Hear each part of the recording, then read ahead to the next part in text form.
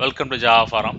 Now I am going to show you how to log in as a root user in GUI mode in Red Hat Enterprise Linux 8 operating system. So now I am logged in as an ordinary user.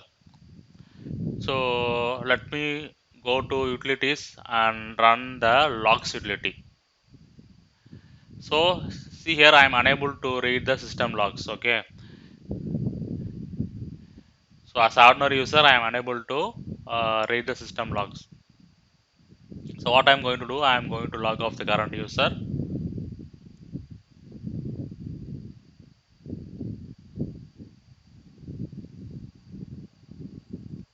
and going to log in as a root user. So logging as a root user in GUI mode is only for demonstration and educational purposes. Please do not do this in production systems. Instead, please provide permission to the necessary users. Okay. So this is just for educational purposes. And emergency situation, you can log in as a root user. That's not a problem.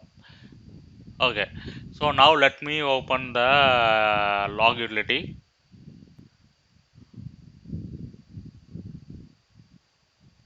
Yes, I can able to view the system logs using the logs utility.